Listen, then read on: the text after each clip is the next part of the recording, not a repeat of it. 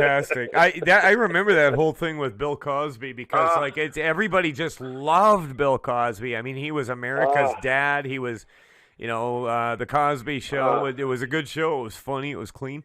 And I remember during that trial of Bill Cosby, not to say that what he did was fine or anything like that, like drugging women and things like that. That's definitely right out. Right. But I remember listening to the testimony of some of the women, and it was like I flew across the country to meet him at his hotel, and I was in my underwear on his bed drinking at 3 a.m, and I'm thinking to myself, why did you think you were there? Like, you know what I mean? And I'm not saying that.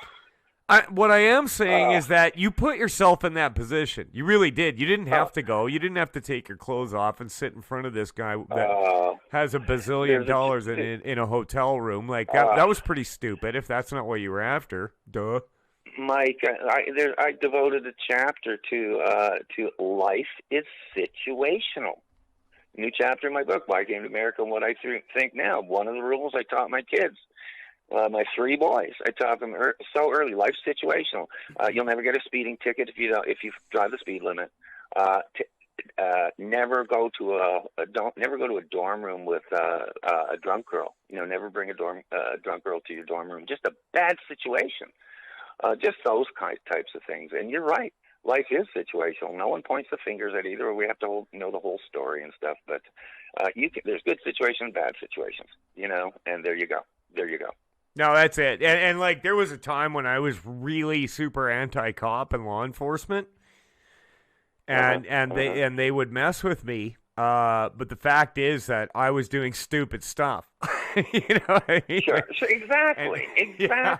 And it's funny too because some of them cops that used to mess with me. There's this guy. He's a really big dude. He's kind of a mountain of a man. And he was on this local force in this town I lived in. His name was Ed Suker, and he was just a huge guy. And he was one of those guys that, like, when somebody's voice doesn't match their body, like he was this big, huge guy. But if you talk to him, hey, Ed, how you doing? He'd go, not so bad. Or he'd have his police dog out at the park, and you'd see him, this huge guy, going, Princess, where are you, Princess? Anyway, he used to mess with me because I was out causing problems for people. Not because I was a criminal. I was a young hothead. You know what I mean? But Sure. Years later, I ran into this guy at a restaurant. My wife and I were eating, and it's almost like we were old friends. You know what I mean? It's like him throwing me in jail for the weekend. It's like we got to like each other.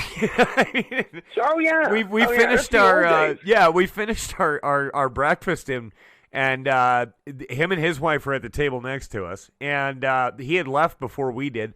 We went to leave, and he had paid for our meal, and I wasn't expecting that. And I don't know what my point is even, but except that sometimes big, huge people talk weird.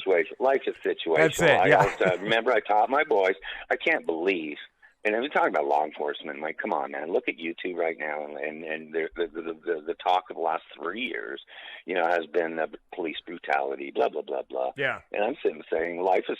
I told my boys this, and they'd verify this. So at the youngest age, whatever, 8, 10 years old, whatever, huddle up here, boys. If you mess with the police,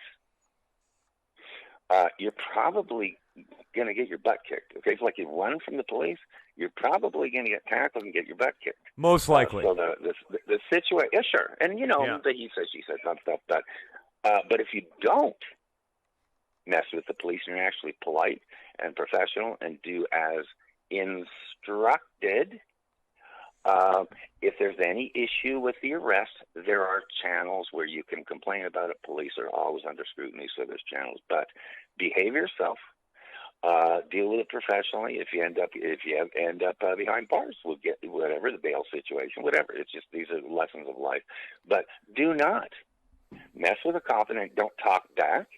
Don't run for them, and period. Or that situation can't end up good. So don't cry to anyone if that happens. No. And that's something I see missing every day here, Mike, including just the basic following instructions. You know, you hear people 25, 30 times, cops 25, 30 times ask someone to drop a gun or a knife. You know what? At maybe number 25, can we just stop and call it a day here? And I'm not going to say. Well, I think that they know what's going to happen. The person that won't do it, either that or they got a devil or they're on drugs or whatever the case might be. We're just coming up to